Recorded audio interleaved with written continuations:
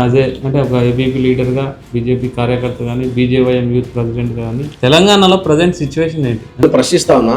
BJYM అనేది ఏం చేస్తుంది అంటే బండి సంజయ్ పార్టీ, ఈటల రాజేందర్ పార్టీ, అసలు బీజేపీలో మీరే పార్టీ? ఈ రోజు బీఆర్ఎస్ అనే పార్టీ కనుమరుగైందంటే విద్యార్థుల కోసం, నిరుద్యోగుల కోసం కొట్లాడి మీ పబ్బం గడుపుకోవడానికి యువతను పాలిటిక్స్ లోకి దించుతున్నారు.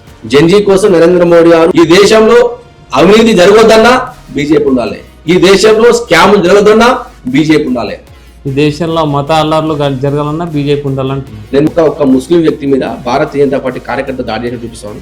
ఏదైనా ఒక ముస్లింని మీరు డెవలప్ చేసిరా?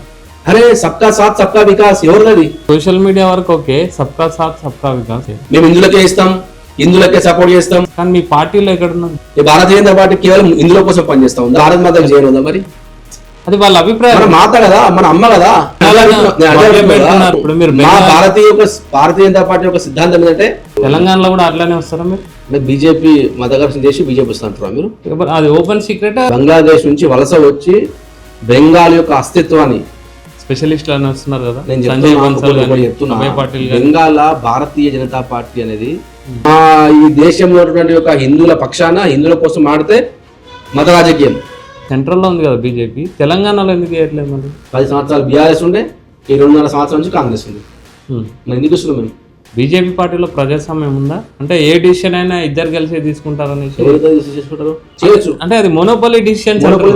అంటే ప్రధానమంత్రి మోడీకి వ్యతిరేకంగా మాట్లాడేవారు లేదా బీజేపీలో? లేదు, ఎవరు లేరు. ఓకే, ఇప్పుడు బీజేపీ సిద్ధాంతం అంటే ఇచ్చిన మాట కోసం కట్టుబడి ఉండడమే. అంత్యోదయ సిద్ధాంతం, వికసిత్ భారత్ అంటున్నారు. అంటే అంత్యోదయ సిద్ధం చివరి మనిషి వరకు రావాలని చెప్తున్నారు, కానీ ఫ్రంట్ మనిషికి కూడా రావట్లేదు. కామన్ లీడర్ అంటే మీరైనా సరే వెళ్ళి మోడీతో మాట్లాడే అవకాశం ఉందా? కాంగ్రెస్ పార్టీ అవుతుందా? కాంగ్రెస్ పార్టీ సోనియా గాంధీ అయిపోతే రాహుల్ గాంధీ వస్తారు, రాహుల్ గాంధీ అయిపోతే ప్రియాంక గాంధీ అయిపోతే వాళ్ళ కొట్లు వస్తారు, వాళ్ళ బిడ్డలు వస్తారు. పార్టీ సిద్ధాంతం కోసం, పార్టీ కోసం పనిచేస్తే ఎవరు రావచ్చు? అమిత్ షా నెక్స్ట్ ఎవరైనా రావచ్చు, చెప్పలేము. నెక్స్ట్ కూడా పిఎం. భారతీయ జనతా పార్టీలో ఎప్పుడు ఏమైనా రావచ్చు. టైం పాస్ చేస్తుంది రేవంత్ రెడ్డి. టైం పాస్ ముఖ్యమంత్రి ఎవరంటే రేవంత్ రెడ్డి చెప్పవచ్చు. అసలు దూరం వేసి నారా అవుతాడు. అనేక మంది పేద యొక్క ప్రజల యొక్క రక్తాన్ని తాగుతుంది. కేవలం హిందువుల యొక్క పేద ఇల్లు కల్పిస్తే వాళ్ళని కూల్చేస్తాం. అంటే ముస్లింలో కూల్చేస్తలేదా? చేస్తున్నాడు. నిరుద్యోగ యువతలో ముస్లిం ఉన్నారా? ఓన్లీ హిందూ నిరుద్యోగులు యొక్క ఫ్యామిలీ కావచ్చు, రేవంత్ రెడ్డి యొక్క చుట్టాలు కావచ్చు, 1000 ఎకరాలు ఫ్యూచర్ సిటీలో ఉన్నాయి. తెలంగాణ రాష్ట్రంలో రేవంత్ రెడ్డి వచ్చాక డ్రగ్స్ దందాలు జరుగుతున్నాయి. పెరుగుతున్నాయి. పట్టుకున్న జెండా కోసం, నమ్ముకున్న సిద్ధాంతం కోసం, తిండి ఉన్నా లేకున్నా, పైసలు ఉన్నా లేకున్నా నడిచి కార్యక్రమాలు చేసి భారతీయ జనతా పార్టీ పాత్రటువంటి అనేక మంది కార్యకర్తల యొక్క త్యాగబలం అని చెప్తా ఉన్నాయి. ఇప్పుడు మోడీ గెలవాలన్నా ఆర్ఎస్ఎస్ అనుకోవాలి. ఇప్పుడు మీ టీంలో ముస్లిమ్స్ ఉన్నారా? ముస్లిమ్స్ మా టీంలో లేరు. బీజేవైఎం సంబంధించి తెలంగాణలో వీళ్ళకి ఓ పోస్ట్ ఇచ్చిండ్రు అనేది నేనైతే చూడలేదు. రేవంత్ రెడ్డి దమ్ముందా? ఒక బీజేపీ వస్తే సీఎం ఎవరైతారు? భారతీయ జనతా పార్టీ కార్యకర్తలకు వేరే పార్టీ కార్యకర్తలకు చాలా డిఫరెన్స్ ఉంటుంది అనేసి రేవంత్ రెడ్డి, నువ్వు ఒక సీఎంఏనా? నీకు సిగ్గు శరం ఉంటే, నీకు లజ్జ ఉంటే. బండి సంజయ్ పార్టీ అన్న ఉంది, తర్వాత కిషన్ రెడ్డి పార్టీ, ఈటల రాజేందర్ పార్టీ, అవన్నీ అపోహలు. మాది ఒకటే పార్టీ. అపోహలు స్టేజ్ల మీద కూడా పక్క పక్కన కూర్చొని ఛాన్స్ ఉంటే కూడా ఒక్కోసారి ఎస్కేప్ అవుతుంది. ఆర్ఎస్ఎస్ బీజేపీకి బలమా, లేకపోతే బీజేపీని ఆర్ఎస్ఎస్ కి బలమా? అంటే మీడియా ప్రభావం అవుతుంది. బీజేపీ పార్టీ కార్యకర్త అవుతాడు అంతే కదా. Welcome to Pallavi podcast. మనతో పాటు తెలంగాణ బీజేవైఎం ప్రెసిడెంట్ గణేష్ కుండే గారు ఉన్నారు. ఆయన వెల్కమ్ టు పల్లవి టీవీ. నా ప్రజెంట్ 2028లో బీజేపీ వస్తుందని చెప్తున్నారు తెలంగాణలో. బెంగాల్ తరహాలో బీజేపీ కూడా తెలంగాణలో పాగా వేస్తుంది, తెలంగాణలో జెండా ఎగరేస్తుందని చెప్తున్నారు అంటే బీజేపీ వాళ్ళు. అసలు బీజేపీలో మీరే పార్టీ అన్న? అంటే బీజేపీలో కూడా పార్టీస్ ఉన్నాయి. అంటే బండి సంజయ్ పార్టీ, ఈటల రాజేందర్ పార్టీ, తర్వాత రామచంద్రరావు గారి పార్టీ, సరే ఇట్లా అన్ని పార్టీలు ఉన్నాయి. మీరు ఏ పార్టీ? నేను పార్టీ కార్యకర్త పార్టీ. నేను ఏ పార్టీ కాదు. మా పార్టీ సిద్ధాంతం కోసం అయితే పనిచేస్తారో ఆ పార్టీ కోసం పనిచేస్తాను. ఓకే. మనం మీరు అన్నట్టు పార్టీల వారి గ్రూపు ఈ గ్రూప్ అనేది ఉండదు. ఇది మీడియా అపోహలు, అదేవిధంగా బయటి వ్యక్తుల యొక్క అపోహలు.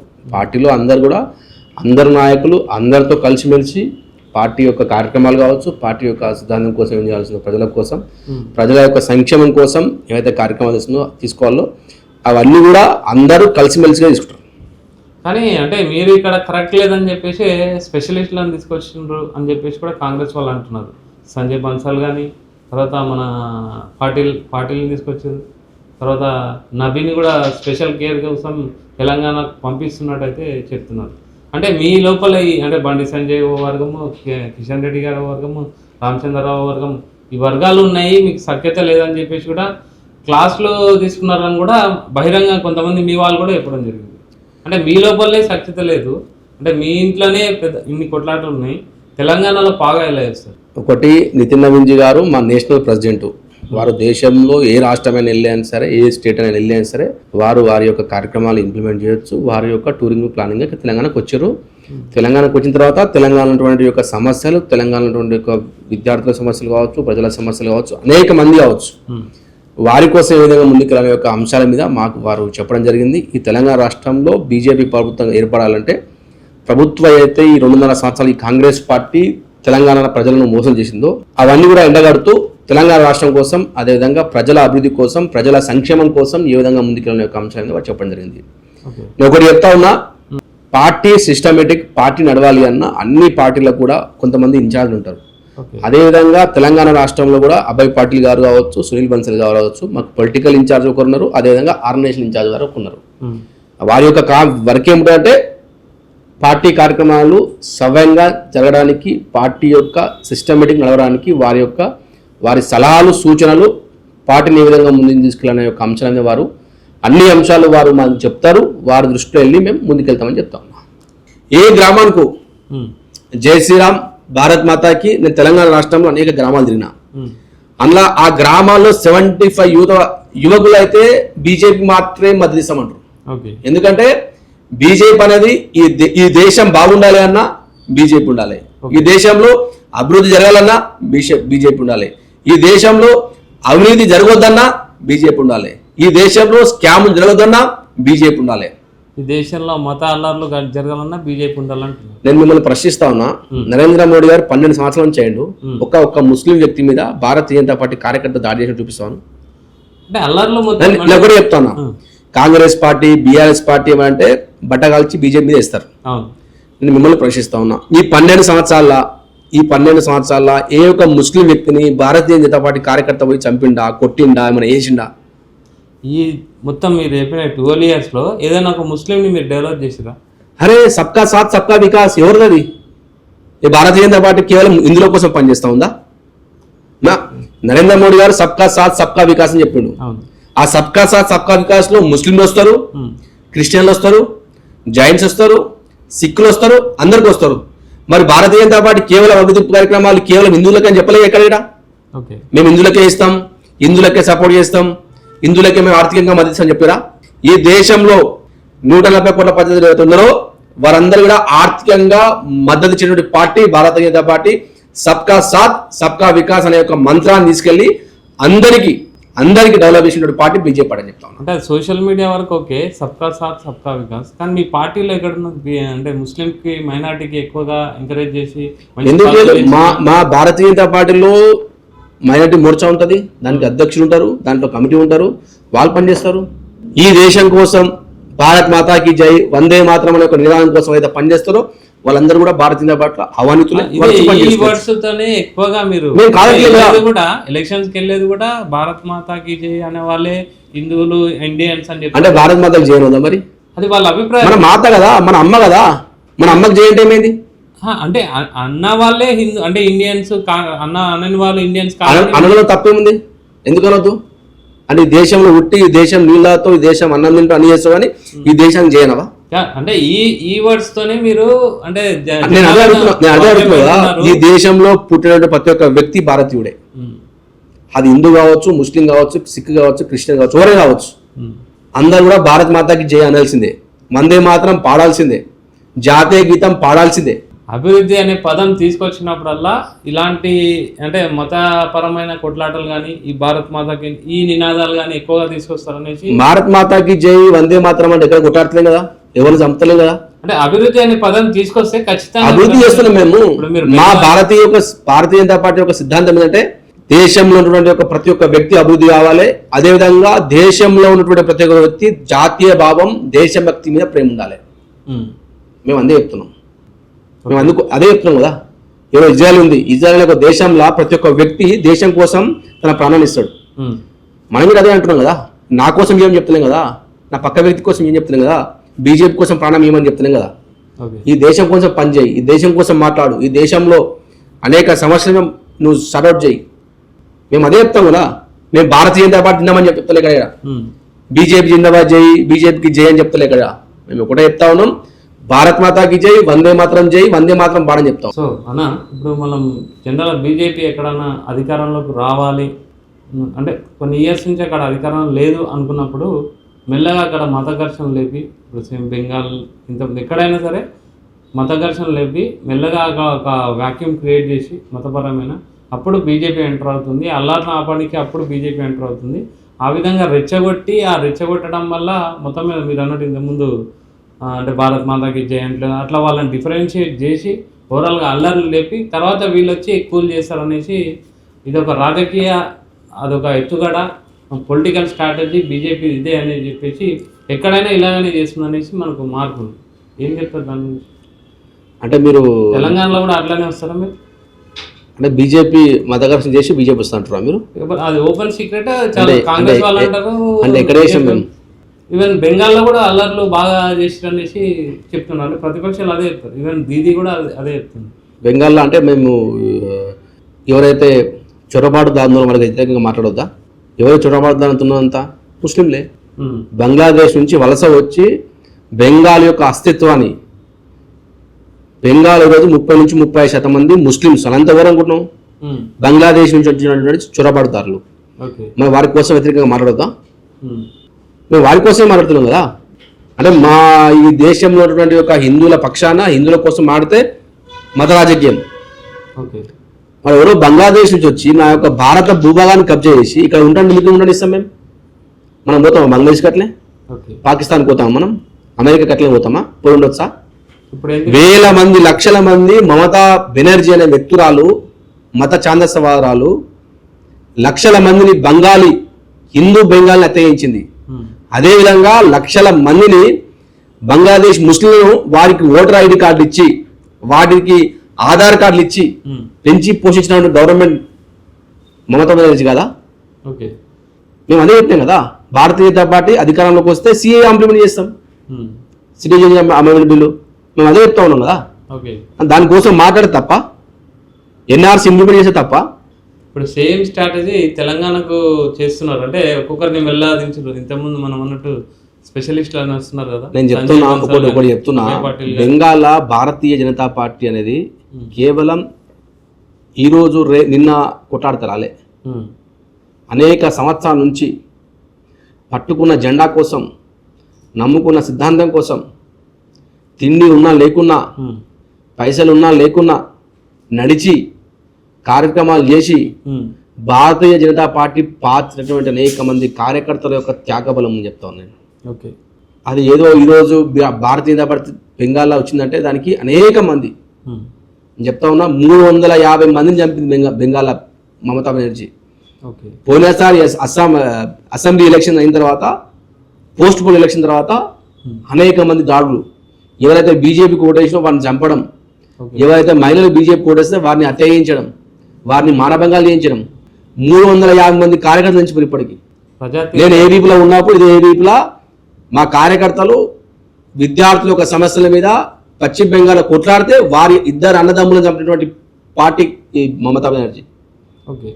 మా యొక్క విద్యార్థులు కావచ్చు, మా యొక్క కార్యకర్తలు కావచ్చు, వారి యొక్క త్యాగాల పునాదుల మీద ఈరోజు బెంగాల్లో బీజేపీ ప్రభుత్వం ఏర్పడింది. ఎవరు దయాదక్షిణ ఏమో రాలే బీజేపీ.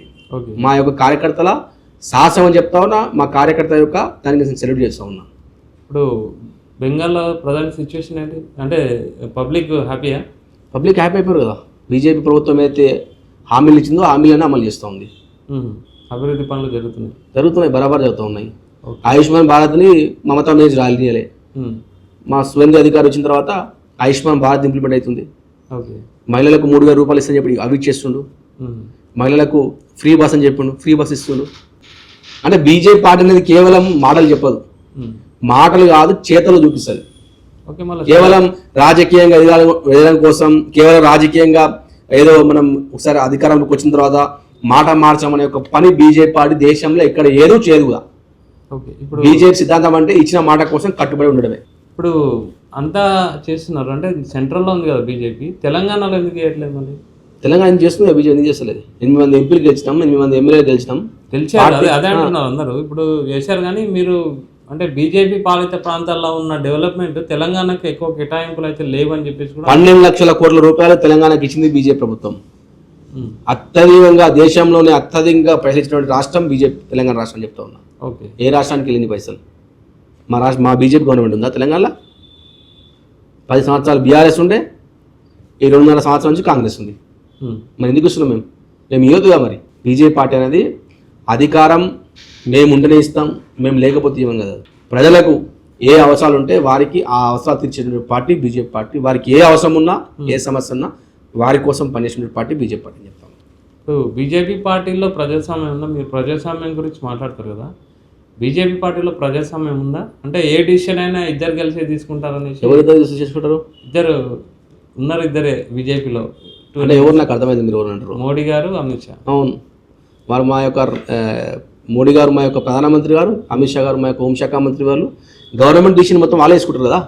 ఇంటర్నల్ కూడా ఏదైనా డిసిషన్స్ పార్టీ మోనోపలి డిసిషన్స్ ఉంటాయనేసి పార్టీ యొక్క సమస్యలు కావచ్చు, పార్టీ యొక్క విషయంలో మా నితిన్ నవీన్ గారు తీసుకుంటారు. గవర్నమెంట్లో ఏ మార్పులు చేయాలన్నా, గవర్నమెంట్ ఏ విధంగా ముందుకెళ్ళాలన్నా కానీ దానికి వారు ఇద్దరు కలిసి తీసుకుంటారు. అదేవిధంగా ఆ క్యాబినెట్ ఉన్నటువంటి క్యాబినెట్లో మాట్లాడి నేను తీసుకుంటారు. అంటే క్యాబినెట్ లో మాట్లాడే అవకాశం ఉండదని ప్రధానమంత్రికి డిసిషన్ తీసుకునే అవకాశం ఉంటుంది ఈ దేశంలో. చేయొచ్చు. అంటే అది మోనోపలి డిసిషన్. మోనోపలి ఎందుకు అవుతుంది? ఒక ప్రధానమంత్రి దేశాన్ని పాలిస్తారు, వాళ్ళు ఎందుకు తీసుకోదు? వాళ్ళు తీసుకోవచ్చు కదా. ఈసారి 3 సార్లు గవర్నమెంట్ వచ్చింది కదా బీజేపీ, మనకు హక్కు ఉంటుంది. వారు తీసుకోరు, బరాబర్ తీసుకుంటారు. అంటే ప్రధానమంత్రి మోడీకి వ్యతిరేకంగా మాట్లాడేవారు లేరా బీజేపీలో? అసలు లేరు, ఎవరు లేరు. అంటే లేరా, లేకపోతే మాట్లాడే వాళ్ళు ఉన్నారు, లేరు, అసలు లేరు, మాట్లాడరు కూడా, అయితే మాట్లాడే వాళ్ళని తొక్కేస్తున్నారు. అట్లేముండదు, ఎవరికైనా మాట్లాడవచ్చు, అందరిగా మాట్లాడవచ్చు. కానీ మోడీ గారికి వ్యతిరేకంగా ఎవరు మాట్లాడకూడదు కూడా. ఓకే, ఇప్పుడు ఎట్లా ఉంది దేశం మొత్తంలో పరిపాలన? 12 years అయింది, ఇప్పుడు ఎలా ఉంది? 12 yearsలా ఈ దేశాన్ని కాంగ్రెస్ పార్టీ అనే పార్టీ 60 సంవత్సరాలు పెట్టినట్టే బీజేపీ అనే పార్టీ దేశంలో 12 సంవత్సరాల నుంచి 60 సంవత్సరాల ముందు తీసుకుపోయింది. ఏ విధంగా? అన్ని విషయాలు కావచ్చు.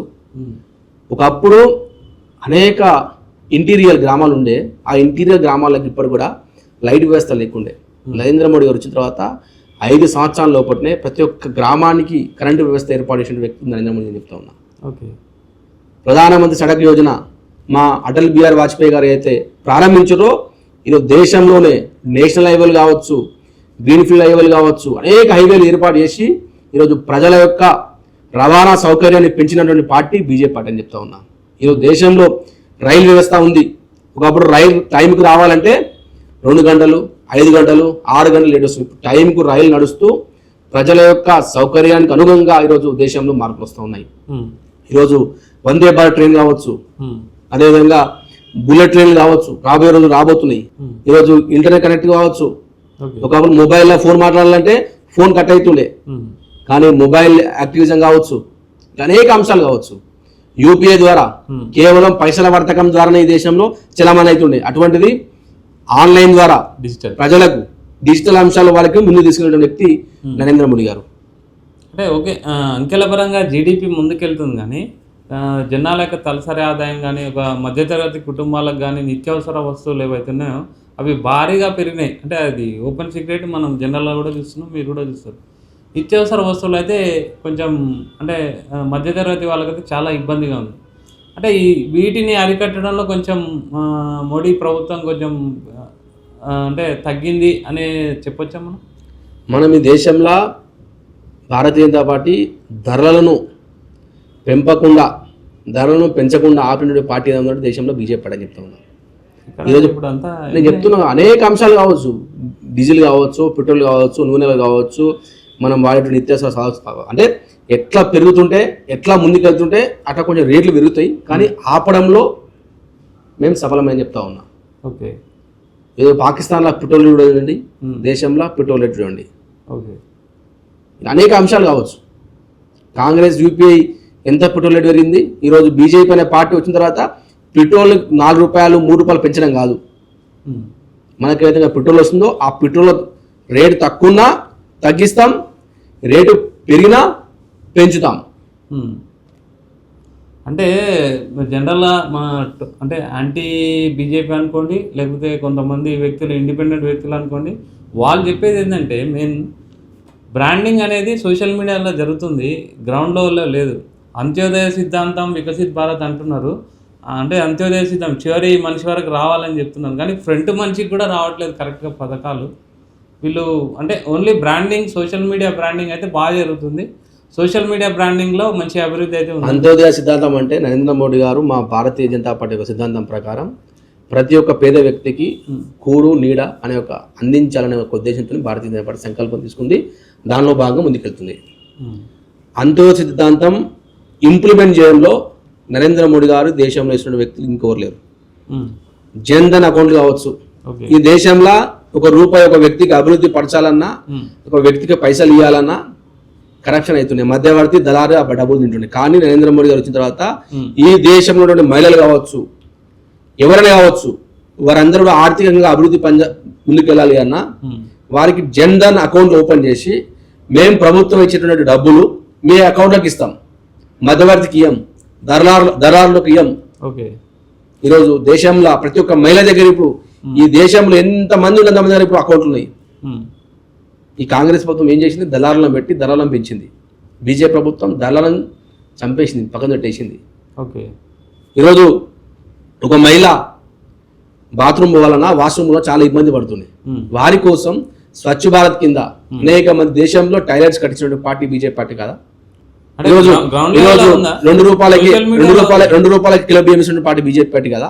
సోషల్ మీడియాలో ఓకేనా? గ్రౌండ్ లెవెల్లో మీరు చూడండి, అనుకోండి, మీరు రేషన్ బియ్యం ఎవరిస్తుంది దేశంలో? బీజేపీ పార్టీ ఇస్తలేదా? ఇల్లు ఎవరు ఇచ్చింది దేశంలో? బీజేపీ పార్టీ లేదా? జన్ధన్ అకౌంట్ ఎవరు ఓపెన్ చేయించారు? బీజేపీ కాదా? కానీ అన్ఎంప్లాయ్మెంట్ ఉంది బాగా. మీరు చూడండి, అన్ఎంప్లాయ్మెంట్ ఎక్కడ లేదు దేశంలో. సరైనటువంటి సమయంలో సరైనటువంటి ఉద్యోగ అవకాశాలు కల్పించిన పార్టీ బీజేపీ పార్టీ. కానీ ఇక్కడ చదువుకునే వాళ్ళ రేట్ షో అండ్ ఉద్యోగం లేని వాళ్ళ రేట్ షో పోలిస్తే మాత్రం నిరుద్యోగం అంటే అన్ఎంప్లాయ్మెంట్ అయితే బాగా ఉంది. అన్ఎంప్లాయ్మెంట్ అనేది బీజేపీ పార్టీ వచ్చిన తర్వాత ఎంప్లాయీ కోసం పనిచేసింది. నేను ఎందుకు చెప్తానంటే ఈరోజు దేశంలో కేవలం గవర్నమెంట్ ఉద్యోగాలు కాదు సాధించాల్సింది. గవర్నమెంట్ ఉద్యోగాల పాటు ఐటీ రంగం కావచ్చు, పారిశ్రామిక రంగం కావచ్చు, అనేక రంగాల్లో విద్యార్థులను యువకులను ముందుంచి వారిని ఎంటర్ప్రీనర్గా తయారు చేసిన పార్టీ బీజేపీ గవర్నమెంట్ అని చెప్తా ఉన్నా. ఉద్యోగ అవకాశం అనేది కేవలం ఒక గవర్నమెంట్లో సాధించే కాదు, ఉద్యోగ అవకాశాలు అనేవి అన్ని రంగాల్లో మనం వాడేటువంటి ఫోన్ నుంచి కావచ్చు, ఐటీ సెక్టర్ కావచ్చు, అన్ని రంగాల్లో వారికి అవకాశాలు కల్పిస్తూ వారిని నూతనోత్పాదిక విషయంలో అనేక అంశాల్లో, పారిశ్రామిక అంశాల్లో ఈ కంపెనీలు ఏర్పాటు చేయడంలో వారికి మద్దతు ఇస్తున్న పార్టీ బీజేపీ పార్టీ కదా. ఒక కామన్ లీడర్ అంటే మీరైనా సరే వెళ్ళి మోడీతో మాట్లాడే అవకాశం ఉందా మీకు? మాకు అవకాశం ఉంటుంది, ఎందుకుంటుంది? నరేంద్ర మోడీ గారు ఎప్పుడైనా ఇస్తారు, అవకాశం ఇస్తారు మాకు. మాట్లాడరా మీరు? మాట్లాడినా. ఏం మాట్లాడారు? ఎలా ఉన్నారంటే బాగున్నారని చెప్పారు, అంతే. అంటే జనరల్ ఆయన ఎలా ఉంటాడు? జనరల్ నార్మల్ కార్యకర్త. నేను చెప్తా ఉన్నా, దేశంలో ఒక వ్యక్తి కార్యకర్తకు ఏ విధంగా అందుబాటులో ఉండాలనో ఆ విధంగా కార్యకర్తకు అందుబాటులో ఉండి కార్యకర్త యొక్క సమస్యలు వినేటువంటి వ్యక్తి నరేంద్ర మోడీ అని చెప్తా ఉన్నా. నేను చిన్న ఎగ్జాంపుల్ చెప్తా. నేను ఇన్ఫర్మేషన్ ఒకసారి అంటే ఆయన పెద్దగా ఎక్కువ కార్యకర్తలను అయితే ఆయన దగ్గరికి వరకు రాని, ఆయన ఒక క్యాడర్స్ అంటే మినిస్టర్స్ సమ్ మెయిన్ క్యాడర్సే వాళ్ళ దగ్గరికి వెళ్ళొచ్చు. ఒక బీజేపీ అధ్యక్షుడు కాకముందు 2 సార్లు మోడీ గారిని కలిసిన. మరి నాకు ఏం అర్హత ఉండే అప్పుడు? నేను కార్యకర్తనే కదా. కార్యకర్త యొక్క అనే పదానికి మా నితిన్ నవీన్జీ గారు నేషనల్ ప్రెసిడెంట్ అయ్యాడు, 4 సార్లు ఎమ్మెల్యే పనిచేసిండు.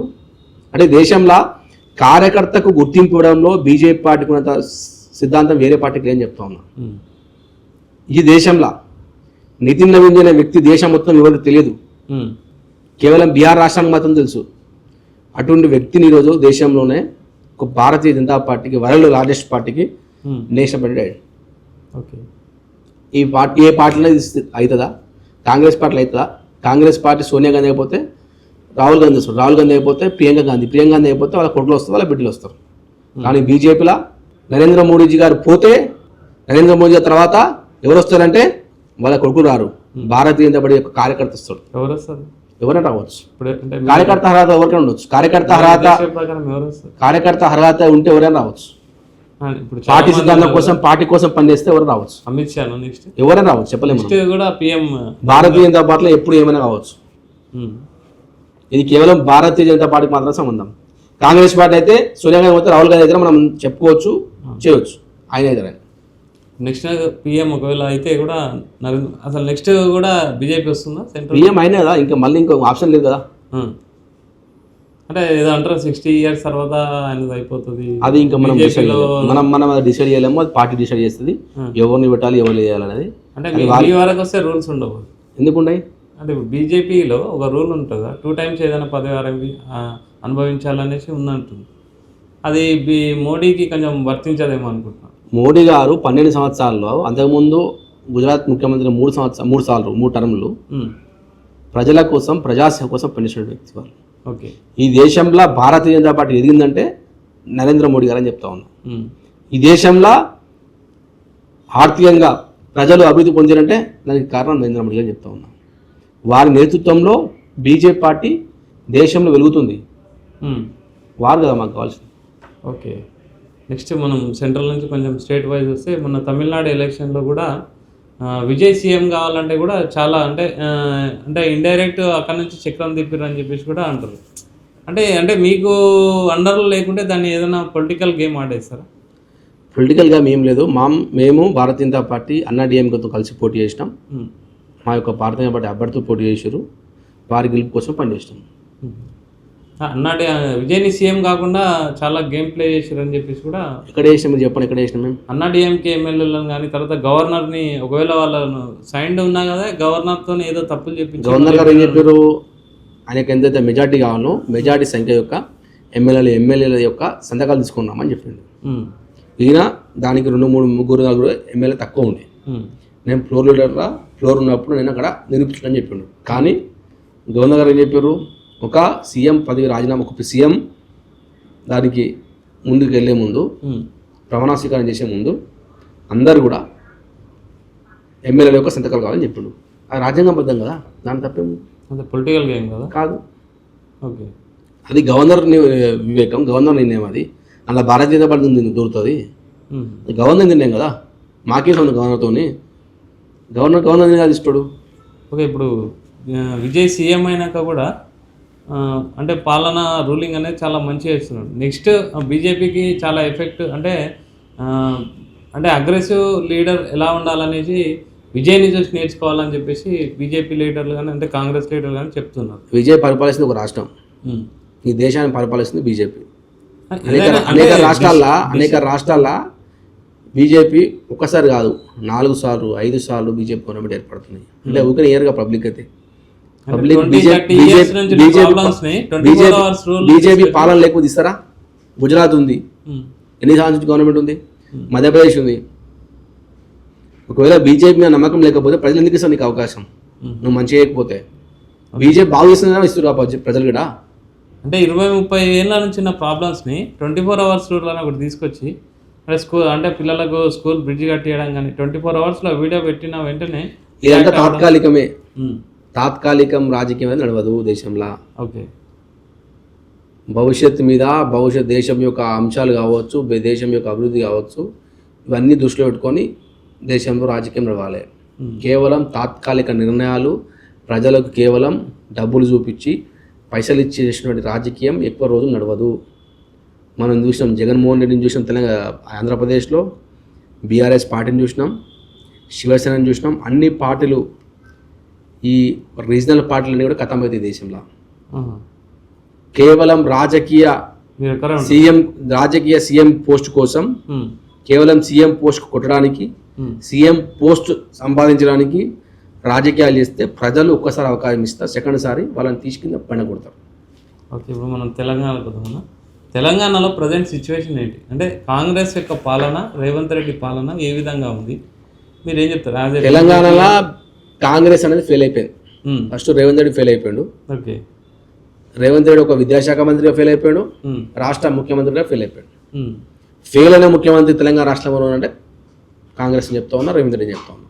ఓకే, ఎందుకంటే ఈరోజు 10 సంవత్సరాలు ఈ దేశాన్ని కాంగ్రెస్ పార్టీ, ఈ బీఆర్ఎస్ పార్టీ తెలంగాణ రాష్ట్రాన్ని అప్పులో ఊపిలో నించింది. ఓకే, అదే కాంగ్రెస్ పార్టీ వచ్చిన తర్వాత తెలంగాణకి ఏమో సాధిస్తుంది, ఇచ్చిన తెలంగాణ ఏదో బాగుపరుస్తుంది అనే ఒక ఉద్దేశంతో తెలంగాణ ప్రజలు ఒకసారి కాంగ్రెస్కి అర్థించారు.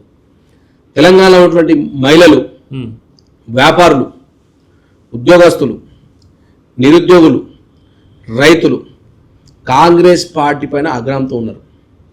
ఈ కాంగ్రెస్ పార్టీకి ఎందుకు చేసాం రా ఆయన అవుట్ అనుకుంటున్నారు సార్.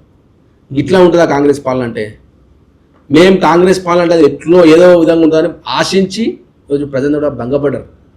సాల్ ఈ కాంగ్రెస్ పార్టీకి దండము అని ఆయన అంటున్నారు. సాల్ ఈ కాంగ్రెస్ పార్టీ 2.5 సంవత్సరాలు మమ్మల్ని చేసిన చాలు. ఈరోజు హైదరాబాద్లో రియల్ ఎస్టేట్ రంగం అనేది జీరో. కేవలం రేవంత్ రెడ్డి రియల్ ఎస్టేట్ను తన అన్నదమ్ముల పేరు మీద రియల్ ఎస్టేట్ భూములను రేట్లు పెంచడానికి ఫ్యూచర్ సిటీ మీద ఆడుతున్నటువంటి రియల్ ఎస్టేట్ గేమ్ అని చెప్తా ఉన్నా. ఫ్యూచర్ సిటీ అనేది కేవలం తన యొక్క భూముల రేట్లు పెంచుకోవడానికి మాత్రమే, ఏదో ప్రజలకు సేవ చేయాలనే ఉద్దేశం కాదు. రేవంత్ రెడ్డి యొక్క ఫ్యామిలీ కావచ్చు, రేవంత్ రెడ్డి యొక్క చుట్టాలు కావచ్చు, 1000 ఎకరాలు ఫ్యూచర్ సిటీలో ఉన్నాయి. ఆ యొక్క 1000 ఎకరాలకు రేట్లు పెంచుకోవాలి. అంటే ప్రజలకు, నార్మల్ ప్రజలకు మంచిగా చేస్తున్నాం, రియల్ ఎస్టేట్లకు మంచిగా కడితే ఆ గ్యారంటీలు అమలు చేస్తున్నాము, రైతులకు అమౌంట్లు ఇస్తున్నాము, తర్వాత అంటే సన్న బియ్యం తీసుకొచ్చినాం, అన్నీ చేస్తున్నామని చెప్తున్నాం. మీరు అంటే ఓన్లీ రాజకీయంగా ఎదగడానికి వాళ్ళపైన బురద చల్లడమే అని అంటారు వాళ్ళు. ఇదే రేవంత్ రెడ్డి అధికారం రాకముందు మహిళలకు 2,500 ఇస్తా అని చెప్పిండు, ఇచ్చిండా? రూపాయలే. బంగారు పథకం అని చెప్పిండు, ఇచ్చిండా? తులం బంగారం ఇచ్చిండా? ఇయ్యలే. రైతులకు ఏదైతే మనం ప్రతి సంవత్సరం డబ్బులు వేసాం అకౌంట్లో, రైతు బంధు కావచ్చు, ఈ యొక్క అంశాలు కావచ్చు, ఎన్నిసార్లు ఇచ్చిన ఇప్పటికీ? ఒక్కసారి 2 సార్లు ఇచ్చాడు, మళ్ళీ చేతులు వేసుకోండు. టైం పాస్ చేస్తాడు రేవంత్ రెడ్డి. టైం పాస్ ముఖ్యమంత్రి ఎవరంటే రేవంత్ రెడ్డి చెప్పొచ్చు. అంటే గత ప్రభుత్వం చేసిన కొన్ని ఉన్నాయి, అవన్నీ కవర్ చేసి మీకు రైతులకు వేయాలంటే టైం పడుతుంది. చాతా ఎందుకు ఇవ్వాలి సీఎం? దిగిపోను. నీకు చాతా కాకపోతే దిగిపో. నీకు చాతా అయితే లేదు, నీతో అయితే దిగిపో రాదు. నువ్వు నీకు ఎందుకు సీఎం పదవి? కేవలం కాకమ్మ కథలు చెప్పుకుంటా, టైం పాస్ చేసుకుంటా.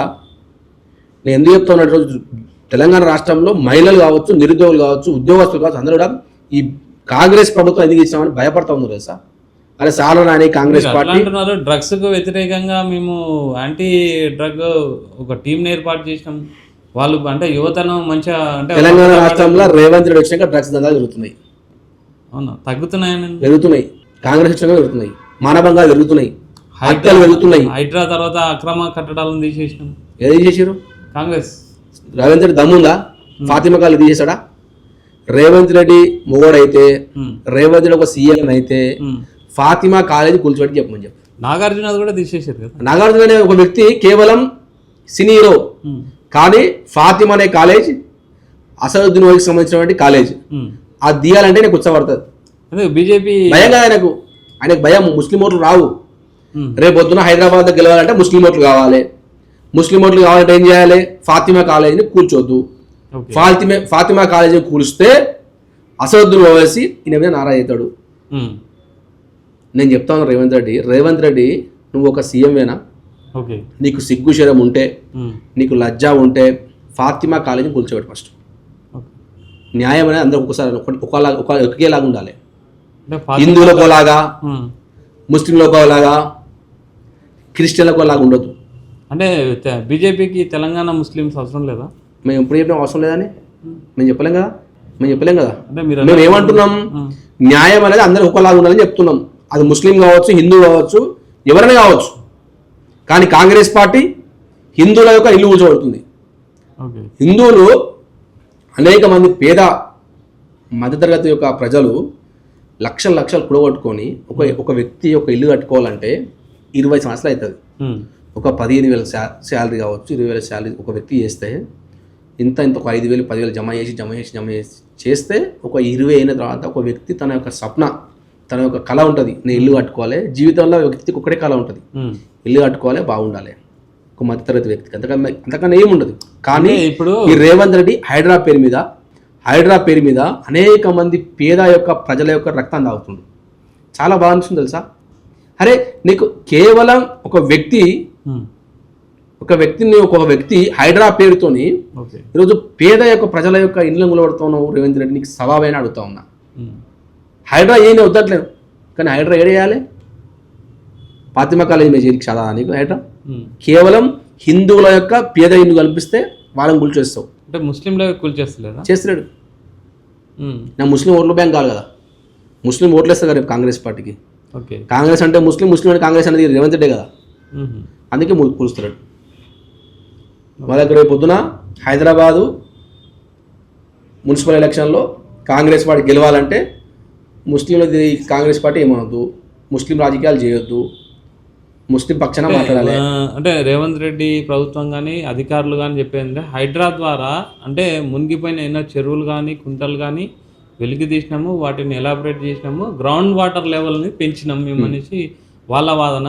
ప్లస్ ఎవరైతే మీరు అన్నారు కదా తెలియకుండా వాళ్ళు కొన్నారు, నెక్స్ట్ కొనే వాళ్ళు కూడా వాళ్ళకు ఒక అవగాహన ఉంటుంది ఎలాంటిది కొనాలి. అవును, అదే చెప్తా ఉన్నాను కదా, తెలియకుండా కొంటే వాళ్ళకు అవగాహన అయిపోయిను అంతే. పేదల ఇల్లు గురించమని ఎక్కడ చెప్పలేరు నీకు. ఓకే, ఒక వ్యక్తి మధ్యతరగతి వ్యక్తి, నేను ఇప్పుడే చెప్పిన 20 సంవత్సరాల నుంచి కష్టపడితే మాత్రం అంత ఇల్లు కొనలేడు. నువ్వు ఒక రాత్రిలో పోయి జేసీబీ పెట్టి రోజులు పెట్టి తీస్తే తన ఒక ఆత్మస్థైర్యం ఏ విధంగా ఉంటుంది ఒక పేద వ్యక్తిది? అంటే ఇప్పుడు ఎవరికైతే ఇల్లు పోయినామో మేము వాళ్ళను స్క్రూటినీ చేసి వాళ్ళకు ఇల్లు ఇచ్చే ఏర్పాట్లు ఏడిస్తాడు. ఈయన ఉన్న ఇల్లు అయితే ఇమ్మని ఫస్ట్, ఈయన ఉన్న ఇండ్లు ఇస్తాడు కదా, ఇల్లు అయితే ఇమ్మని ఫస్ట్.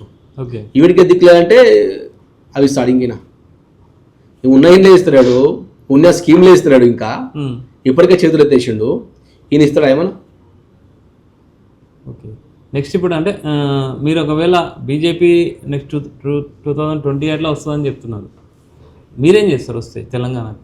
అంటే మీరు వచ్చేస్తాం జెండా ఎగరేస్తాం అంటున్నారు, జెండా ఎగరేస్తారు? అసలు అంత సీన్ ఉందా బీజేపీకి తెలంగాణలో? బీజేపీ పార్టీకి తెలంగాణలో సీన్ కాదు, బీజేపీ వచ్చేది బీజేపీ తెలంగాణ రాష్ట్రంలో, వేరే పార్టీ రాదుగా. 10 సంవత్సరాలు బీఆర్ఎస్ చూసిరు, ఈ 5 సంవత్సరాలు కాంగ్రెస్ చూసిరు, 2.5 సంవత్సరాలు చూసిరు, ఇంకా 2.5 సంవత్సరాలు ఇంకా మొత్తం పేదలంతా ఇంకా వీళ్ళ మీద తిరుగుబడతారు, వీళ్ళని చూసిరు. రాబోయే వాళ్ళు ప్రజలు కూడా అందరూ ఆలోచిస్తారు, ఈ కాంగ్రెస్ పార్టీ ఎందుకు ఓటేసినాం, బీజేపీ ఓటేసినా గెలుస్తున్నాము, బీజేపీ అని వస్తున్నాము. ఎందుకంటే ప్రజలు అందరూ చూస్తున్నారు. దేశంలో అనేక 20 రాష్ట్రాల ఈరోజు బీజేపీ ప్రభుత్వం ఉంది. ఒక 20 రాష్ట్రాల యొక్క ప్రజలు అడుగుమని చెప్పింది బీజేపీ. ప్రజలను ఆర్థికంగా అభివృద్ధి చేయడంలో దేశంలో ఏదైనా పార్టీ ముందుకుందంటే కేవలం భారతీయ జనతా పార్టీ చెప్తాం. అంటే మీరు బీజేపీకి వస్తే మాత్రం మంచి డెవలప్ చేస్తారు, అనేక రంగాల్లో డెవలప్ చేస్తాం. ఇప్పుడు బీజేపీ రావాలంటే ఫస్ట్ తెలంగాణలో గెలవాలంటే ఖచ్చితంగా ముస్లింల సపోర్ట్ కావాలి. ముస్లింలు బీజేపీకి ఓటేస్తారా తెలంగాణలో? వాళ్ళ ఇష్టం వేస్తే ఏం లేకపోలేదు. అంటే వాళ్ళ ఇష్టం అంటే వాళ్ళు మస్ట్ మేము అడుగుతున్నాం ఓట్లేమని, వాళ్ళ ఇష్టం ఉంటే అన్నారు సబ్కా సాత్ సబ్కా. అదే చెప్తాం కదా, మేము సబ్కా సాత్ కాబట్టి సబ్కా అందరు అడుగుతాం. మేము వాళ్ళ ఇష్టం ఉంటే ఏం లేకుండా ఏం చెప్తున్నాం, మేము అడుగుతాం అందరినీ. వాళ్ళు వేస్తారా వేయరని వాళ్ళ వివేకం, వేస్తారని మేము అనుకుంటాం, వేస్తారా అనేది వాళ్ళ వివేకం. వేస్తే వివేకం, లేకపోతే అవివేకం.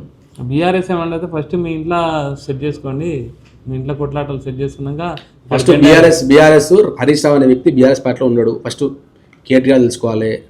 ఒకవైపు బీఆర్ఎస్ పార్టీని యొక్క చెల్లిని కవితను బయటకు పంపిన పార్టీ బీఆర్ఎస్ పార్టీ. కుటుంబంలోనే ఇన్ని చిలికలు ఉన్నాయి. బీఆర్ఎస్ అంటే ఎవరు నమ్మరు. బీఆర్ఎస్ మళ్ళొకసారి పార్టీలో లేవు కదా, అరే పార్టీ కదా, ఆమె పార్టీ పెట్టింది కదా, బీఆర్ఎస్ అనే పార్టీ పెట్టింది కదా ఆమె, టీఆర్ఎస్ అనే పార్టీ. ఓకే, ఒక తండ్రి బతికుండగానే తండ్రిని శవం చేసిన వ్యక్తురాలు కవిత. అంతగా ఇంకేం కావాలి రాజకీయంలో? తండ్రి ఉన్నప్పుడు 10 సంవత్సరాలు దోచుకున్నది, లిక్కర్ స్కామ్లు, లిక్కర్ క్యూన్లు అన్నీ చేసుకున్నది, లక్షల కోట్ల రూపాయలు సంపాదించుకుంది, పార్టీ పెట్టుకుంది. ఇయ్యలే, ఇంకా ఇయ్యలే, నడుస్తుంది ఇంకా. ఓకే, హరీష్ రావు ఎక్కడికి వెళ్తారు మీరు అన్నారు ఇంతకుముందు? హరీష్ రావు ఎక్కడైనా పోవచ్చు, బీజేపీలోకి వస్తారు. హరీష్ రావు ఒక పార్టీ అయిపోతుంది బీఆర్ఎస్లా, కేటీఆర్ ఒక పార్టీ అయిపోతారు. ఇప్పుడు కేవలం కలిసి ఉన్న దొంగలు మాత్రమే, ఒక దొంగ పోతాడు, ఒక దొంగ కడుస్తాడు. మీరు ఎవరికి సపోర్ట్ ఇస్తున్నారు? మేమిద్దరు సపోర్ట్ ఇయ్యం. మీరు ఎవరో సపోర్ట్ లేకుండా సింగిల్గా అయితే రాలేదు కదా ఎవరు తెలంగాణలో? తెలంగాణ భారతీయ జనతా పార్టీ సింగిల్గా వస్తుంది. అవునా? పశ్చిమ బెంగాల్ కొంతమంది మీ దాంట్లో పెద్ద నాయకులు కూడా చెప్తున్నారు హరీష్ రావు బీజేపీలోకి వచ్చేస్తాడని. అది మాకు తెలియదు. అవునా? అది మా పార్టీ హైకమాండ్ చూస్తుంది. అంటే ఒకవేళ పరిస్థితి అనుకూలిస్తే బీఆర్ఎస్ బీజేపీ కలిసి పోటీ చేస్తారా? సమస్య లేదు. బీజేపీ పార్టీ సింగిల్గా పోతుంది. బీజేపీ పార్టీ మా యొక్క నేషనల్ ప్రెసిడెంట్ నితిన్ నవీన్ గారు, అదేవిధంగా మా రాష్ట్ర అధ్యక్షుడు రామచంద్రరావు గారు, అదేవిధంగా మా కేంద్ర మంత్రి గారు కిషన్ రెడ్డి గారు, బండి సంజయ్ గారు మా యొక్క 8 మంది ఎంపీల నేతృత్వంలో 8 మంది యొక్క ఎమ్మెల్యే నేతృత్వంలో భారతీయ జనతా పార్టీ తెలంగాణ కొట్లాడుతుంది. తర్వాత ఇప్పుడు కాంగ్రెస్ బీజేపీ కలిసే తెలంగాణలో పాగా వేశారు. బీఆర్ఎస్ ఓడిపోవడానికి మెయిన్ కారణం కాంగ్రెస్ బీజేపీ కలవడమే, లేకపోతే సింగిల్గా కాంగ్రెస్ గెలిచే అంత లేదని చెప్పి ఇంటర్నల్గా అంటే కాంగ్రెస్ కూడా కాంగ్రెస్ స్ట్రాంగ్ ఉన్న చోట బీజేపీ కూడా కొంచెం స్ట్రాంగ్ ఉన్న చోట కాంగ్రెస్కే సపోర్ట్ చేశారు. అట్లనేం లేదు, ఇదంతా కేవలం భ్రమ. కాంగ్రెస్ పార్టీ ఘోర విరోధంలో ఉన్న పార్టీ ఏంటంటే బీజేపీ పార్టీ. మేము కేంద్రంలో బీజేపీ పార్టీ, రాష్ట్రంలో బీజేపీ పార్టీ. అప్పుడు బీఆర్ఎస్తో కొట్లాడినాం, ఇప్పుడు కాంగ్రెస్తో కొట్లాడుతున్నాం. అంటే అది ట్రయాంగిల్, అంటే వాళ్ళిద్దరు ఒకటని మీరు అంటారు. తెలంగాణ రాష్ట్రంలో రాబోయే రాజకీయం 2 పార్టీల మధ్యలో ఉంటాయి. ఏదైతే కాంగ్రెస్ వర్సెస్ బీజేపీ. బీఆర్ఎస్ ఉండదు రాజకీయం. చూడండి మీరు, అవునా? బీఆర్ఎస్ అనే పార్టీ తెలంగాణ రాష్ట్రంలో ఉండదు.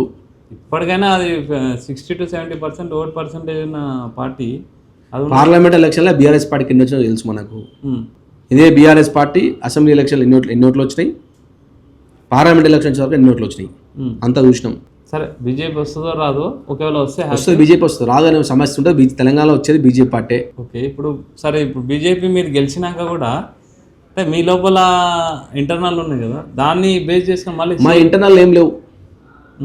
అంటే మీకు మా లీడర్ మా రామచంద్రరావు గారు state president. Bandi Sanjay party అన్న ఉంది, తర్వాత లేదు, అన్ని అపోలు అవి, అవన్నీ అపోహలు. మాది ఒకటే పార్టీ. స్టేజ్ల మీద కూడా పక్క పక్కన కూర్చునే ఛాన్స్ ఉంటే కూడా ఒక్కోసారి ఎస్కేప్ అవుతుంది. అట్లా ఏముండదు, మాకైతే తెలియదు. మీరు అంటారు కానీ మాకైతే ఎప్పుడు ఎట్లా చూడలేము మేము. అవునా? అంటే ఇది మీడియా ప్రభావం అవుతుంది అయితే మాకు తెలిసి. బీజేపీ వస్తే సీఎం ఎవరు అవుతారు? బీజేపీ పార్టీ కార్యకర్త అవుతాడు, అంతే కదా. అంటే మా పార్టీలో కార్యకర్తకు పార్టీ కార్యకర్త అయి ఉంటే చాలు సీఎం గానికే. ఉదాహరణ చెప్తా ఉన్నా, మోహన్ యాదవ్ మన మధ్యప్రదేశ్ సీఎం. మోహన్ యాదవ్ మధ్యప్రదేశ్ సీఎం, సామాన్య కార్యకర్త, ఒక ఎమ్మెల్యేగా పనిచేసాడు. అదేవిధంగా భజన్లాల్ శర్మ రాజస్థాన్ సీఎం, సామాన్య కార్యకర్త, ఒక ఎమ్మెల్యే, ఫస్ట్ టైం ఎమ్మెల్యే గెలిచిండు. చేసిరు అంతే. పార్టీ కార్యకర్త అయి ఉండేవాళ్ళు, పార్టీ సిద్ధాంతం కోసం ప్రశ్న ఉండేవాళ్ళు. బీజేవైఎంకి అంత స్కోప్ ఉందని బీజేవైఎం ఒక మంచి పోస్ట్ ఇచ్చిన దాఖలాలు ఉన్నాయి. ముఖ్యంగా తెలంగాణలో గణేష్ కుండే పనిచేస్తున్నాడు, రాత్రి పగలు యువత అని తిరుగుతున్నాడు, ఇంతకుముందు వాళ్ళు తిరుగుతున్నారు. బీజేవైఎం సంబంధించి తెలంగాణలో వీళ్ళకి ఓ పోస్ట్ ఇచ్చిండ్రు అనేది నేనైతే చూడలేదు. పోస్ట్ అంటే బీజేవైఎం అనేది భారతీయ యువ మోర్చా అనేది విద్యార్థుల పక్షాన, అదేవిధంగా యువకుల పక్షాన కొట్లాడుతాం మేము. మాకు పోస్టులతో సంబంధం లేదు, పోస్టులు వచ్చినా రాకుండా మాకు సంబంధం లేదు, మాకు పోస్టులు అవసరం లేదు. మేము పార్టీ సిద్ధాంతం కోసం, పార్టీ జెండా ఎగరవేసే విధంగా 2028లో భారతీయ జనతా పార్టీ గెలిచే విధంగా మేము ప్రయత్నం చేస్తాం. దానికోసం కొట్లాడతాం, గ్రౌండ్లో ఉంటాం. ఓన్లీ మీరు గ్రౌండ్లోనే పనిచేస్తారు, మీకు పదవులు ఏమో మాకు అవసరం లేదు. అంటే ఒకవేళ జనరల్గా ఏదో ఒకటి ఉండాలి, మా పార్టీ గుర్తించి మాకు ఇస్తుంది, అంతేగాని మేము ఆశించింది మాత్రం ఏం లేదు తెలంగాణలో. అంటే బీజేపీ పార్టీ, అంటే నాకు అనుభవం తక్కువ, బీజేపీ పార్టీ బీజేవైఎం నేతలకు స్పెషల్గా ఇట్లాంటి పోస్ట్ బీజేవైఎం నుంచి ఇట్లా తీసుకున్నాం అని చెప్పేసి నేనైతే ఇప్పుడు ఏం లేదు. అనేక దాఖలాలు ఉన్నాయి, అనేక మంది పోటీ చేసి తెలంగాణ దేశంలో అనేక మంది బీజేపీ నుంచి వచ్చినారు. రాజ్నాథ్ సింగ్ గారు బీజేపీలో పనిచేసారు, నితిన్ గడ్కరీ గారు బీజేపీలో పనిచేసారు, అమిత్ షా గారు బీజేపీలో పనిచేసారు. ఇప్పుడు సెంట్రల్ గవర్నమెంట్ పనిచేసినటువంటి ఠాకూర్ మన అనురాగ్ ఠాకూర్ గారు, వారు బీజేపీలో పనిచేసారు. మా తేజస్వి గారు నేషనల్ ప్రెసిడెంట్, ఎంపీ, బీజేపీలో ఇప్పుడు ఉండరాలు నేషనల్ ప్రెసిడెంట్. ఇంకేం కావాలి? ధర్మేంద్ర ప్రధాన్ గారు బీజేపీలో పనిచేసారు. మా కేంద్ర మంత్రి వర్యులు కిషన్ రెడ్డి గారు బీజేపీలో పనిచేసారు. వీళ్ళంతా బీజేపీ నుంచి వచ్చారు కదా. బీజేపీ అగ్రనేతలు బీజేపీకి ఎట్లా అంటే ఇంటర్లింక్ కోఆర్డినేషన్ ఎట్లా చేస్తారు?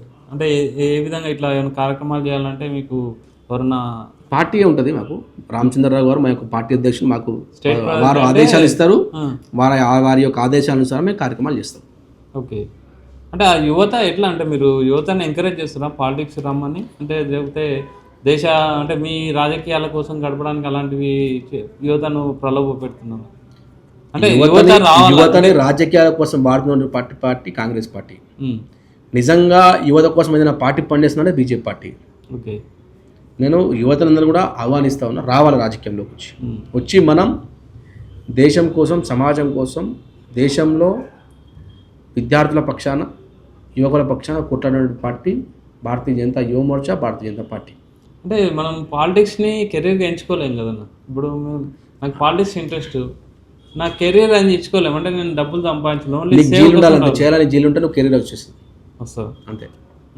నీకు జీలు ఉండాలి, నువ్వు నేను పార్టీ కోసం పని చేయాలి, పార్టీ కోసం పని చేయను, నువ్వు ఏ పార్టీ అయితే చేరుతావు ఆ పార్టీ కోసం పని చేయి, ఆ పార్టీని గుర్తిస్తుంది. గణేష్ జీలు ఏంది? గణేష్ జీలు ఏం లేదు, మన విద్యార్థుల యొక్క సమస్యల మీద, విద్యార్థుల యొక్క హక్కుల కోసం, నిరుద్యోగుల యొక్క హక్కుల కోసం పనిచేయాలి, అదే జిల్లా. ఓకే. అంటే ఇప్పుడు ఇంతకుముందు మాటలు అన్నారు ఏబీవీపీ నుంచి పనిచేస్తున్నాను. మొన్న ఏబీవీపీ ఫౌండేషన్ డే జరిగింది. ఈ ఏబీవీపీ, ఆర్ఎస్ఎస్, బీజేపీ ఏంటి లింక్ ఏంటి అసలు? వీటికి ఒకదానికొకటి లింక్ ఏంటి? భారతీయ జనతా పార్టీ ఆర్ఎస్ఎస్ అనేది ఈ దేశంలో సాంస్కృతిక సంఘటన. ఈ దేశంలో ఉన్నటువంటి హిందువులను ఏకం చేస్తూ జాతీయవాదులుగా తీర్చిదిద్దుతూ ఈ దేశం సరైనటువంటి ఒక దిశలో వెళ్ళడానికి ప్రయత్నించిన వ్యక్తులు ఆర్ఎస్ఎస్ అని చెప్తా ఉన్నాం. ఆర్ఎస్ఎస్ అనేది ఈ దేశం యొక్క సార్వభౌమత్వం ఏదైతే భూభాగం ఉందో ఈ భూభాగంలో ఉన్నటువంటి ప్రతి ఒక్క భారతీయుని యొక్క సంక్షేమం కోసం వారిని జాతీయవాదులుగా తీర్చిదిద్దుతూ దేశ నిర్మాణంలో వారి యొక్క పాత్ర కల్పించే విధంగా ఈరోజు ఆర్ఎస్ఎస్ పనిచేస్తూ ఉన్నది. బీజేపీ ప్రభుత్వం రావాలంటే ఆర్ఎస్ఎస్ వెనక నుంచి నడిపించాలా? అట్లనేం లేదు. బీజేపీ ఆర్ఎస్ఎస్ అనేది అంటే జనరల్ జస్ట్ జాతీయవాదం ఒకటే ఉంటుంది మాది. మేము భారత్ మాతకి చేయమంటాం, ఆర్ఎస్ఎస్ భారత్ మాతకి చేయండి. ఓకే. అంటే ఇప్పుడు ఆర్ఎస్ఎస్ మాకు ఆర్ఎస్ఎస్ ఎందుకు సంబంధం ఉందంటే విచార పర్వారు ఒకటే ఉంటుంది.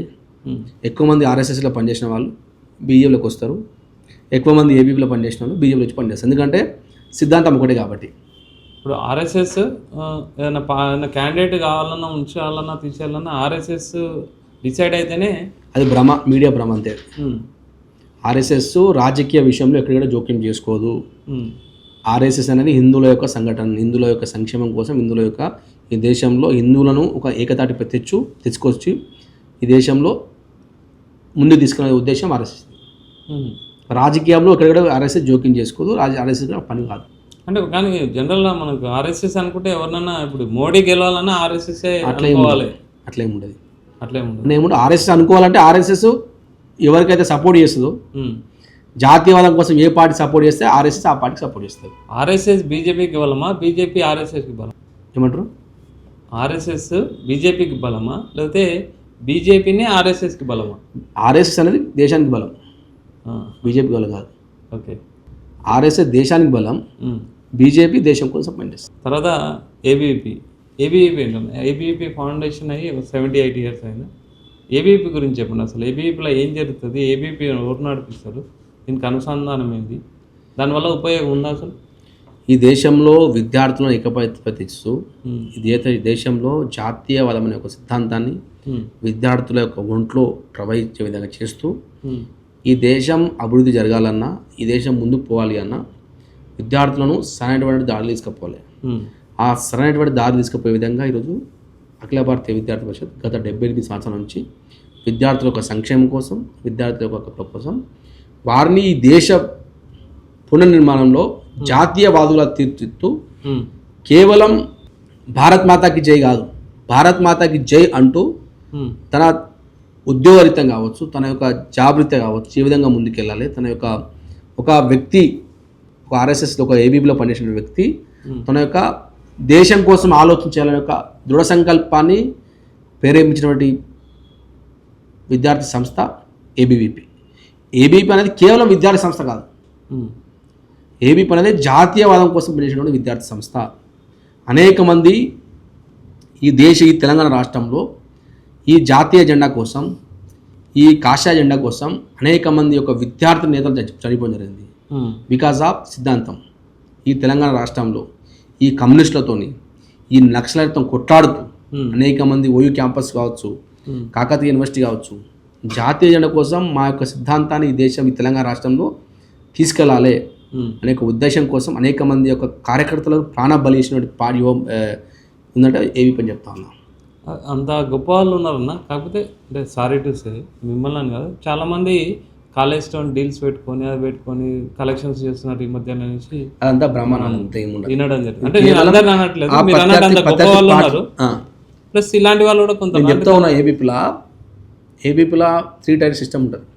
ఒకటి ఫుల్ టైమర్, ఫుల్ టైమర్ అనే వ్యక్తి తన యొక్క నేను కూడా ఫుల్ టైమర్గా పనిచేసిన ఒక 9 సంవత్సరాలు ఆర్గనైజేషన్ కోసం పనిచేసిన తన అమ్మను నాన్నను తన యొక్క కుటుంబాన్ని వదిలి ఆర్గనైజేషన్ ఎక్కడ చెప్తే అక్కడ వెళ్ళి పనిచేయడం.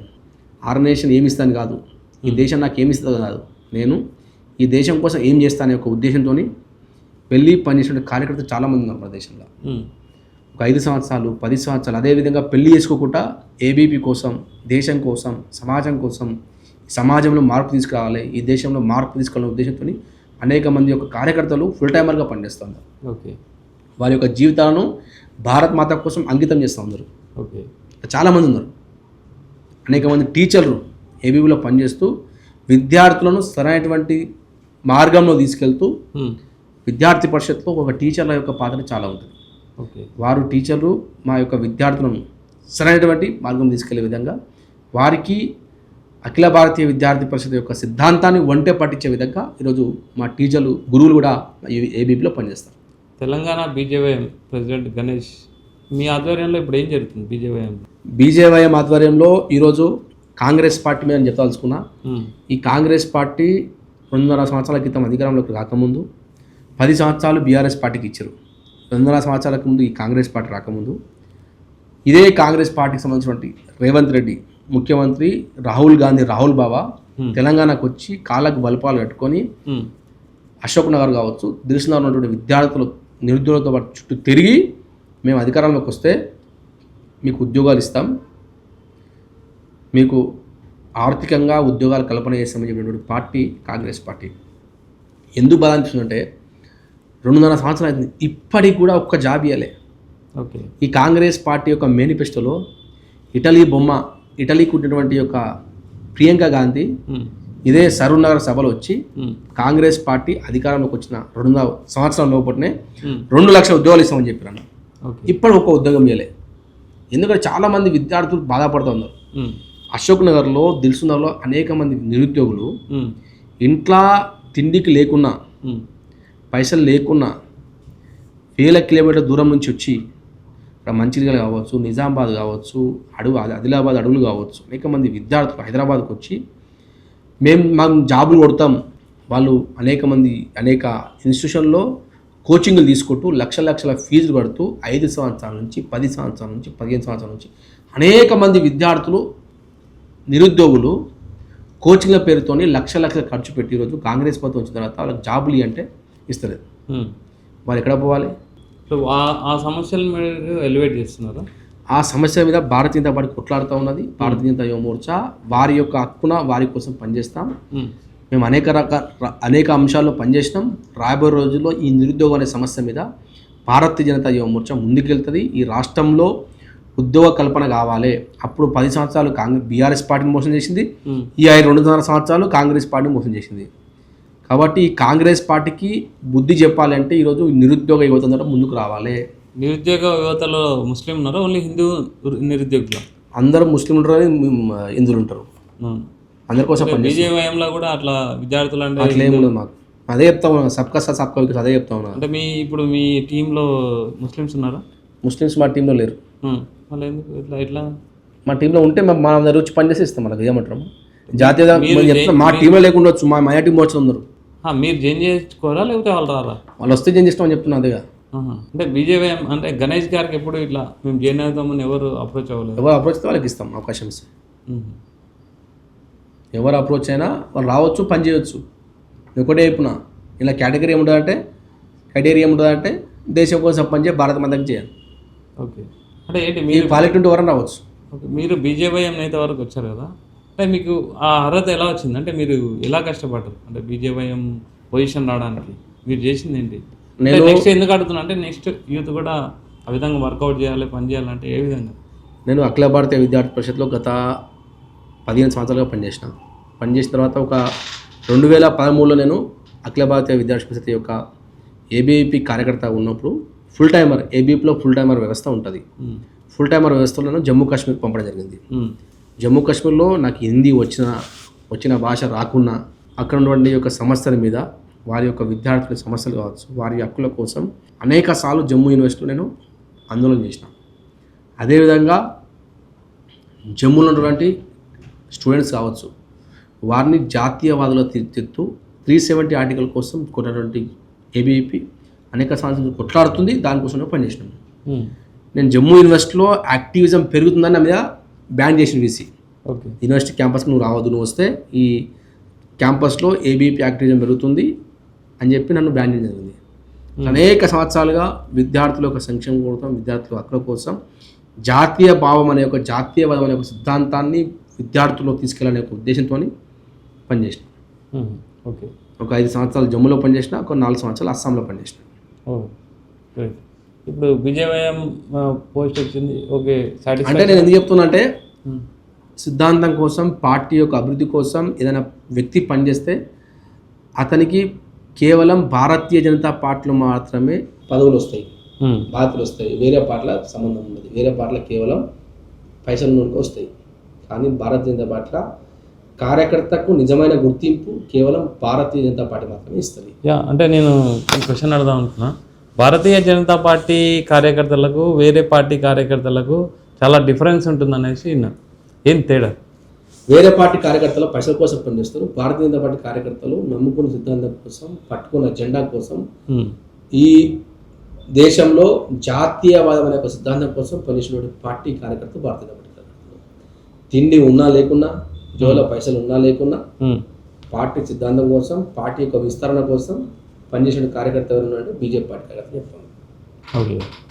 మా పార్టీ కార్యకర్తలు కూడా ఎప్పుడు కూడా పైసలు ఆశించారు. ఎలక్షన్లలో వేరే పార్టీ కార్యకర్తలు పైసలు ఇస్తున్న ఎలక్షన్లో పనిచేస్తారు. కానీ నా పార్టీ కార్యకర్త పైసా ఉన్నా లేకున్నా, తన కుటుంబం పరిస్థితి ఎట్లా ఉన్నా లేకున్నా, కానీ పార్టీ కోసం కమిట్మెంట్తో పనిచేసిన కార్యకర్త కేవలం బీజేపీ పార్టీలో మాత్రమే. ఇది వేరే పార్టీలో సంభవం కాదు. ఓకే, మాకు అధికారం వస్తుందా రాదా అనే విషయం కాదు. నేను రేపు పొద్దున ఈ బీజేపీ పార్టీ అధికారం వస్తుందా అనే విషయం కాదు.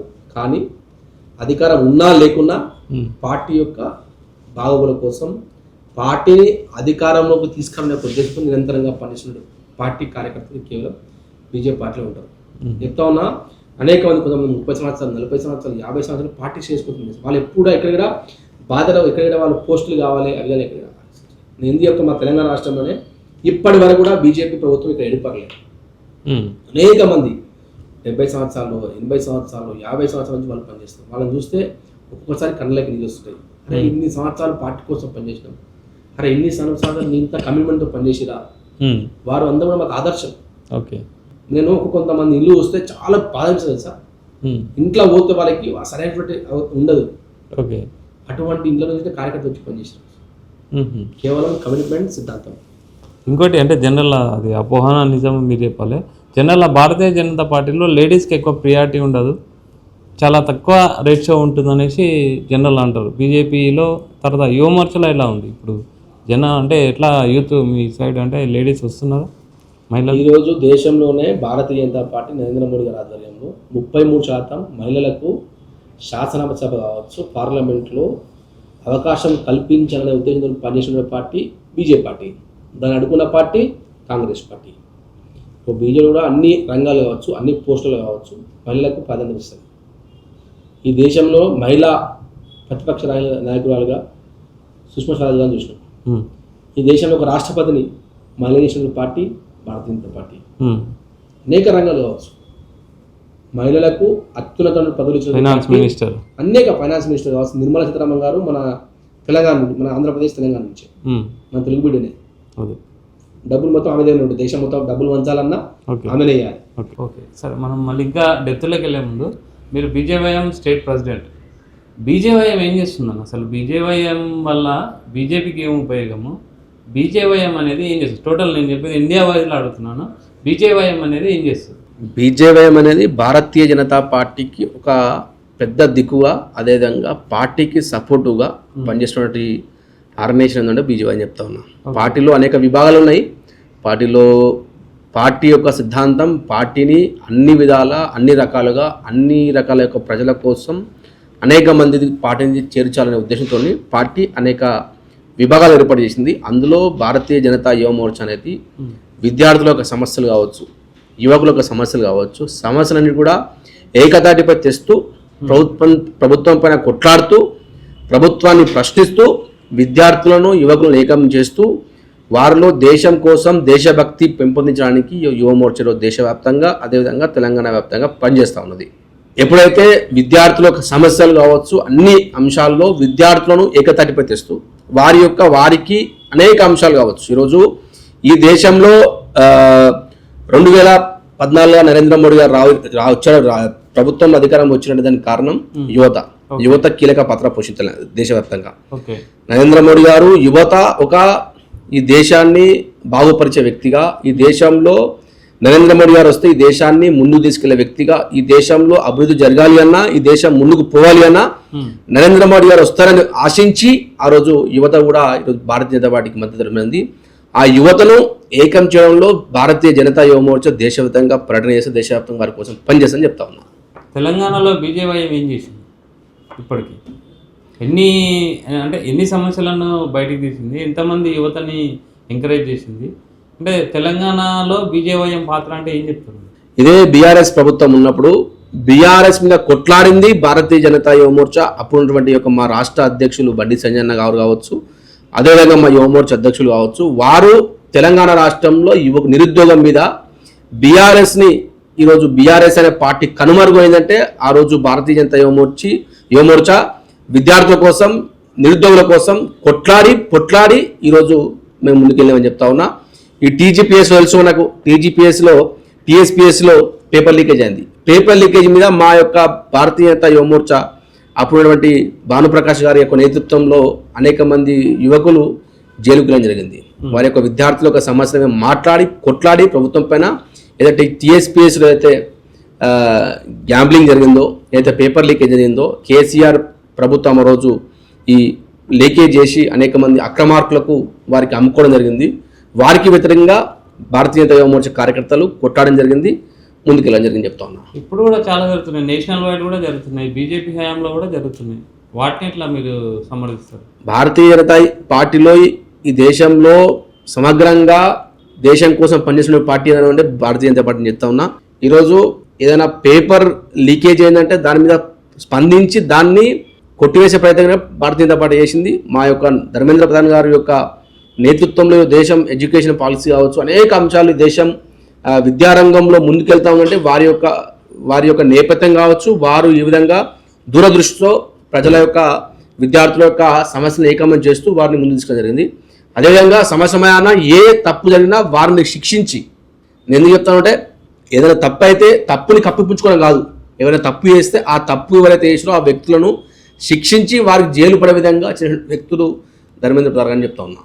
ఓకే, ఇప్పుడు బీజేవైఎం ప్రజెంట్ జెన్జీ కాన్క్లేవ్ అని కూడా పెడుతుంది. అంటే మీరు ఏం చేయాలనుకున్నారు? అంటే జెన్జీని ఏ విధంగా ఉత్సాహపరచాలనుకున్నారు? లేకపోతే జెన్జీని పొలిటికల్లో దించేసి మీ పబ్బం గడుపుకోవడానికి యువతను పాలిటిక్స్లోకి దించుతున్నారు, లేకపోతే యువత పాలిటిక్స్లోకి అవేర్నెస్ వస్తే దేశానికి మంచిదన్నా? మీ ఉద్దేశం ఏందన్నా అసలు? జెన్జీ కోసం మేము ప్రత్యేకంగా ఏమో చేయాల్సిన అవసరం లేదు. జెన్జీ కోసం నరేంద్ర మోడీ గారు వారి కోసం సాయశక్తుల ఈ దేశంలో 60 సంవత్సరాలు కాంగ్రెస్ పార్టీ చేయనటువంటి పని నరేంద్ర మోడీ గారు ఈ యొక్క 12 సంవత్సరాలు యువతకు విద్యార్థులు చేసినటువంటి చెప్తా ఉన్నా. నేను ఎందుకు చెప్తా ఉన్నా అంటే, ఒకప్పుడు విద్యార్థులు అంటే కేవలం జాబులు చేసేవాళ్ళు అని చెప్తుండే, కానీ ఇప్పుడు విద్యార్థులు అంటే జాబులు ఇష్టోళ్ళు, ఎంటర్ప్రీనర్ తయారు చేయాలనే ఒక ఉద్దేశంతో నరేంద్ర మోడీ గారు వారికి ఆర్థికంగా అనేక స్కీములు తీసుకోవచ్చు. స్కిల్ డెవలప్మెంట్ కావచ్చు, స్టార్టప్ ఇండియా కావచ్చు, అనేక అంశాల్లో వారికి ఆర్థికంగా మద్దతు ఇస్తూ వారిని చిన్న ఎంటర్ప్రీనర్లు చేసి ఈ దేశంలో సరైనటువంటి ఉద్యోగ అవకాశాలు ఏదైనా పార్టీ కల్పిస్తూ ఉందంటే అది కేవలం నరేంద్ర మోడీ గారని చెప్తా ఉన్నా. ఈరోజు భారతీయ జనతా పార్టీ అధికారంలోకి వచ్చిందంటే జెన్జీ యూత్ అని చెప్తా ఉన్నా.